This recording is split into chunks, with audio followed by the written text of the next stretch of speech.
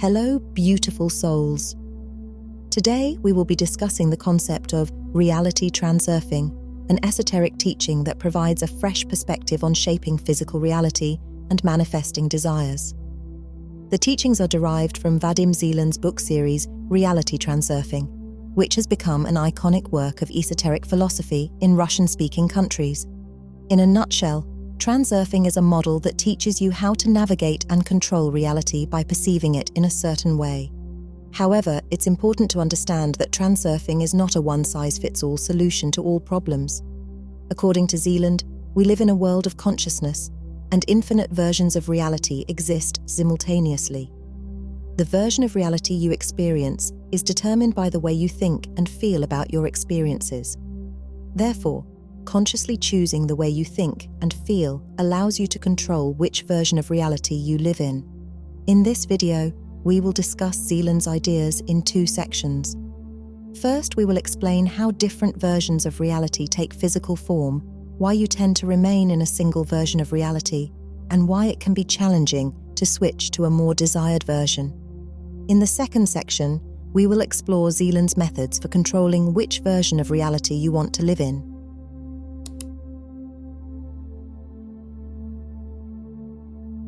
Zeland argues that what you think of as your reality is just one version of reality among many.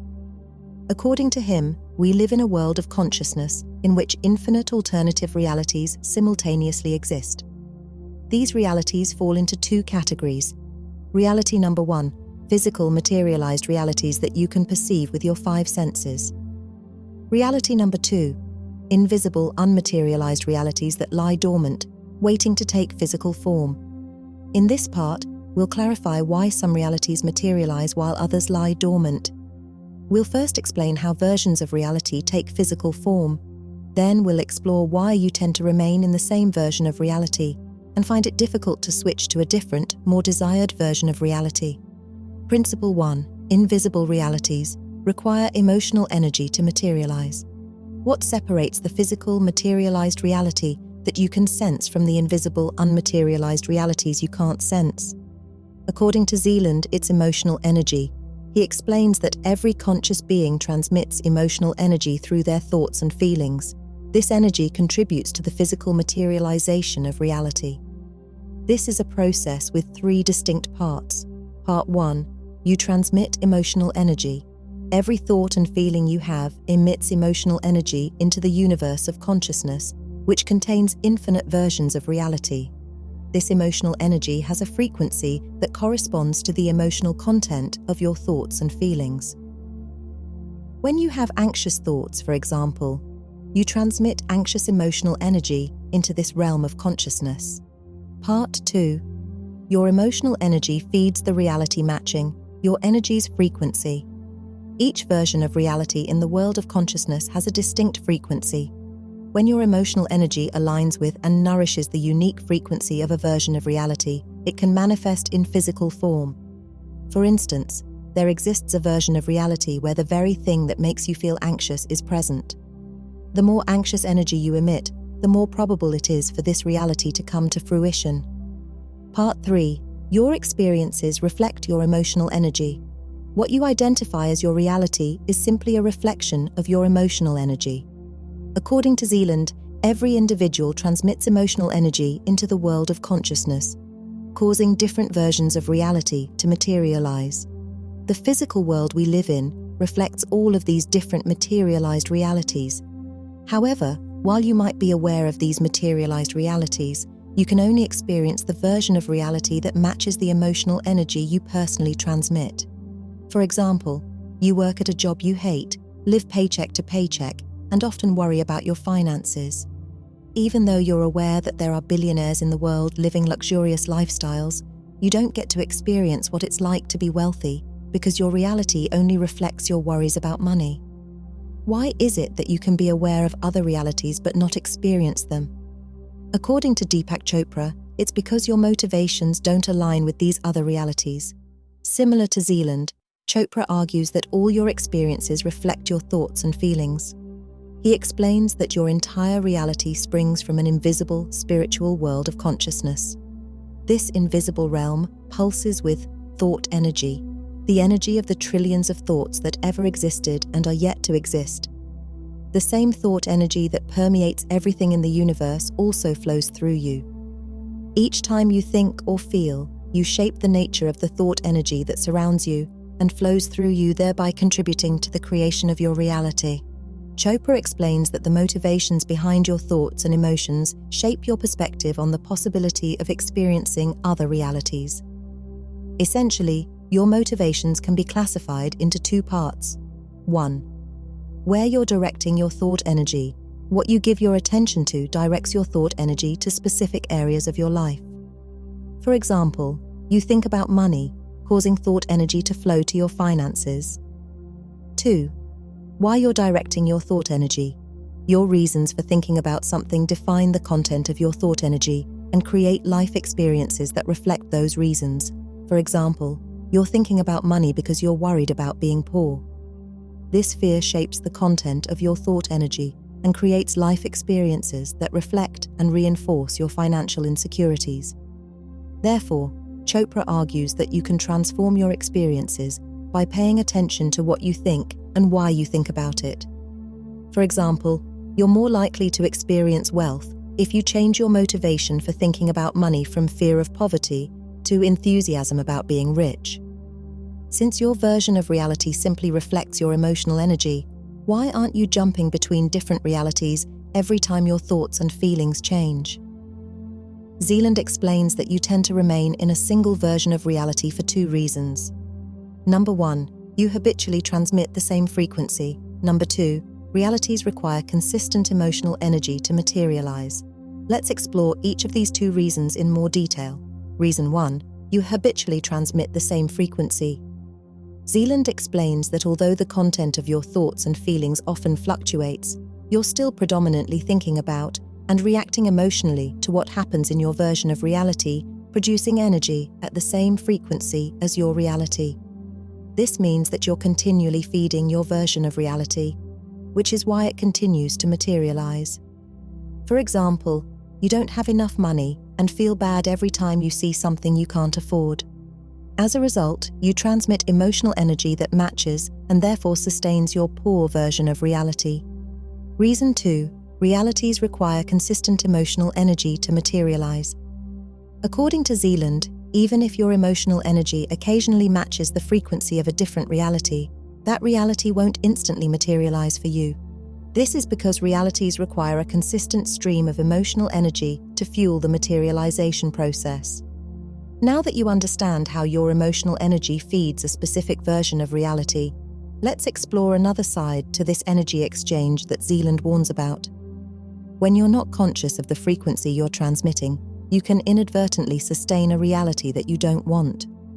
This can become a problem because, as Zealand explains, the more emotional energy a version of reality accumulates, the stronger and more self-sustaining it becomes. It sustains its physical form by creating circumstances that cause you to emit its specific frequency. That way, it can siphon your energy. And in turn, the more you react to this version of reality's circumstances, the more emotional energy you feed it, thus maintaining and further strengthening this reality's physical form. For example, a poor version of reality creates circumstances such as job loss, emergency medical expenses, and rising insurance rates to keep you focused on your lack of wealth. Understanding how your version of reality can consume your emotional energy can be easier by reflecting on how frequently you react to your circumstances or become distracted. Each time you react or get distracted, you are giving away control of your attention and energy to your surroundings. For example, you want to focus your attention on a creative task, but your phone's ringing. Reacting to your phone results in an unnecessarily long conversation. This distraction steals your energy and prevents you from focusing on the creative task. Neil Pasricha, an author who wrote The Happiness Equation, suggests that you can take control of your attention and preserve your energy by focusing only on things that increase your happiness or help you achieve your goals. This involves eliminating the trivial tasks and decisions that currently waste your energy. Achieve this by automating regular tasks, removing unnecessary decisions, and limiting distractions. According to Zealand, when your reality pulls you into its frequency, you waste energy reacting to your circumstances. This leaves you with insufficient energy to become aware of and focus on your unique needs. In other words, you unconsciously focus on sustaining the reality you already live in instead of focusing on the version of reality you want to live in.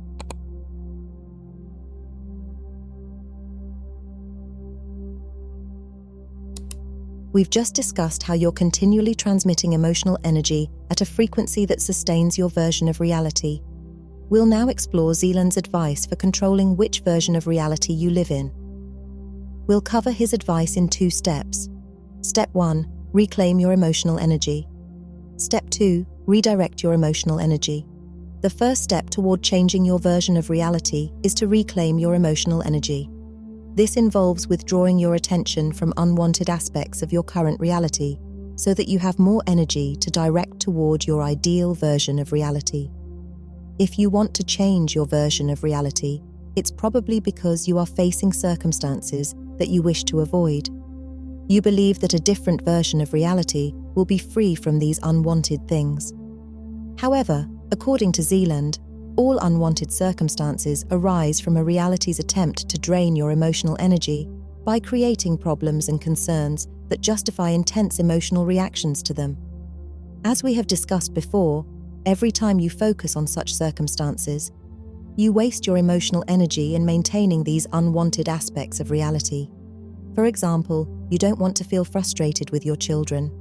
However, your version of reality keeps creating unwanted circumstances that justify your perpetual frustration with them. For instance, your children repeatedly lie to you or don't do their homework, so that it can siphon your emotional energy and remain in physical form. On the other hand, when you intentionally ignore unwanted circumstances, you starve them of sustenance, weaken their influence over you, and reclaim the emotional energy that they've been siphoning from you. For example, each time your children don't do their homework, you choose not to give in to frustration. This starves these unwanted circumstances of the emotional energy they need to manifest in your reality.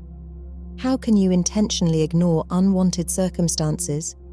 Zealand claims that observing your thoughts and emotions helps you weaken unwanted circumstances and reclaim your emotional energy in 2 ways. First, it helps you understand why you're experiencing your version of reality instead of the version of reality that you want.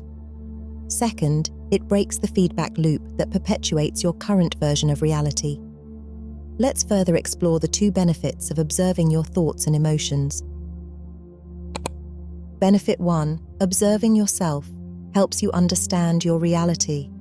According to Zealand, the first benefit of observing your thoughts and emotions is that it helps you understand why you're experiencing your version of reality. It does this by revealing how participating in your version of reality creates a feedback loop that perpetuates this reality. For example, an experience occurs in your version of reality that draws your attention. For example, you receive a job rejection. Because you're thinking about what's happening, you transmit emotional energy that matches this specific experience. You think about how unfair life is and feel like a failure. This emotional energy is reflected back to you in the form of similar experiences. Since self-pity dominates your frequency, your version of reality creates more self-pitying experiences. For example, you lose your keys and receive additional job rejections. You then think about these similar experiences, and so on. Benefit 2, observing yourself breaks the feedback loop. Zealand argues that the second benefit of observing your thoughts and emotions is that it helps you remain emotionally detached from unwanted circumstances. This breaks the feedback loop that perpetuates this reality and makes you less susceptible to wasting your energy on what you don't want. For example, you receive a job rejection. You remain detached, simply observing your thoughts and feelings about the rejection. Because you don't get emotionally involved in the rejection, you preserve your energy and prevent your emotional energy from perpetuating similar experiences. Once you've practiced reclaiming your emotional energy from unwanted circumstances, practice the second step toward changing your version of reality. Redirect your emotional energy to feed your ideal version of reality. Zealand argues that since your version of reality simply reflects your emotional energy, you can control which version of reality gets reflected back to you by matching your emotional energy with that reality. He suggests 3 methods for redirecting your emotional energy to achieve this. Number 1, identify what you want. Number 2, practice living in your ideal version of reality. Number 3, transmit only positive emotional energy. Let's explore each of these 3 methods in detail. Method 1, identify what you want. The first method for redirecting your emotional energy involves identifying what you want to experience. This will help you create a clear vision of your ideal version of reality. Zealand offers advice for identifying what you want to experience. Focus only on what brings you joy or inspires you. Don't allow other people's opinions to influence you or make you worry about how plausible your desires are. You shouldn't worry about how plausible your desires are. Instead, just expect everything to work out in your favor. Start imagining your desired end result and practicing gratitude in advance of achieving it. This can provide 2 benefits. First, it sends a clear message to the universe. Second, it keeps you from becoming dissatisfied with your current life experiences. This is because when you imagine feeling grateful for something you don't yet have, you feel positive regardless of what's actually happening. The more positive you feel, the more likely you are to transmit positive emotional energy and adopt behaviors that move you closer to what you want. Method 2, practice living in your ideal version of reality. Once you've identified what you want, practice Zealand's second method for redirecting your emotional energy. Live in your ideal version of reality. As previously discussed, your reality is simply a reflection of your emotional frequency. This means that the only way to experience the version of reality that you want is to consistently transmit a frequency that matches what you want. Zealand explains that the most effective way to attune your frequency to what you want is to imagine how you would think, feel, and behave if you were already living in your ideal version of reality. Consider the type of person you'd have to become and how your lifestyle would need to change to fit in with this ideal version of reality. Then practice thinking, feeling, and behaving like this vision of yourself now. For example, in your ideal version of reality, your body is sleek and toned. You imagine that you feel proud of your appearance and have adopted specific habits that energize you and help you maintain your figure. Therefore, you choose to focus on feeling proud of your appearance and adopting those specific habits now. Like Zealand, Maxwell Maltz argues that the more you imagine or practice thinking, feeling, and behaving as if you already have what you want, the more likely your desires are to come true. However, while Zealand claims that this method works by aligning your emotional energy with what you want to experience, Maltz claims that this method works by aligning your self-image with what you want to experience. Maltz explains that your subconscious is the part of your brain that dominates the majority of your unconscious thoughts and emotions from your habitual conscious thoughts and feelings to create your self-image. Your subconscious mind then influences you to think and behave in ways that reflect this self-image, and it actively discourages you from thinking or behaving in ways that are inconsistent with your self-image. Maltz goes so far as to say that your subconscious mind sabotages your conscious attempts to change your habitual thoughts, emotions, and behaviors. For example, if you habitually think that you're out of shape and need to exercise more, you've trained your subconscious mind to include being unfit as part of your self-image. As a result, your subconscious mind influences you to automatically think and act in ways that keep you from exercising. It might influence you to think thoughts that make you feel powerless to adopt a healthier lifestyle, or it might encourage you to remain sedentary.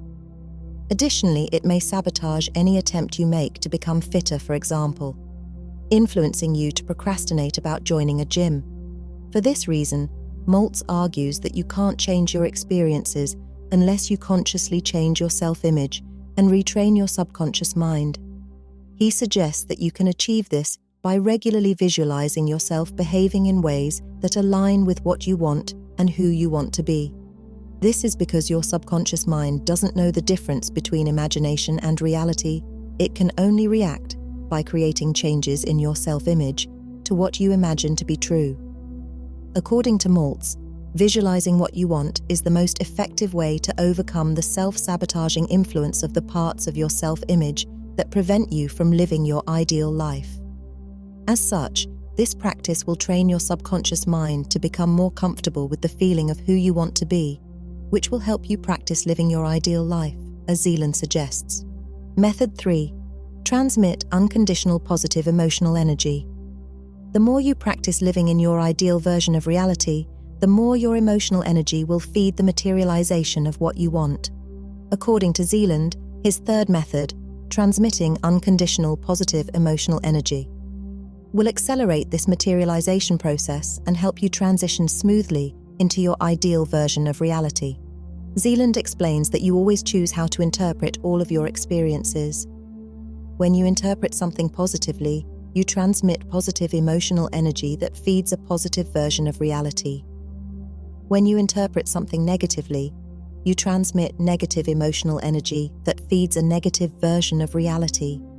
Therefore, choosing to interpret all your experiences positively means only positive versions of reality will be reflected back to you. He suggests that you can train yourself to continually transmit positive emotional energy by focusing on what you want to experience and appreciating all the good things in your life.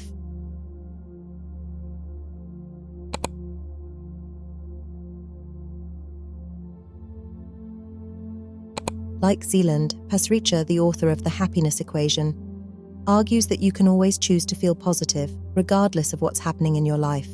According to him, there's no such thing as a negative experience. It's only your thoughts about your experiences that make you interpret them that way. He claims that you can train yourself to continually feel positive, which will ensure you continually transmit positive emotional energy by practicing 6 methods. Get active. Exercising for 30 minutes 3 times a week increases your ability to feel positive and reduces symptoms of stress, anxiety, and depression. Do good deeds. Deliberately performing spontaneous acts of kindness makes you feel good about yourself. An added benefit is that others show more appreciation to you too. Switch off. Taking time off from your to-do lists and distractions allows your brain to rest and recharge, giving you more energy to maintain a positive focus. Engage fully. Being fully engaged in your tasks and activities deters distractions because your brain is occupied with accessing all of your knowledge and skills. This makes you feel more positive and also increases your productivity. Practice meditation. Adopting a daily mindfulness ritual such as meditation builds your self-awareness, encourages feelings of compassion toward yourself and others, and decreases feelings of stress and anxiety. Be thankful.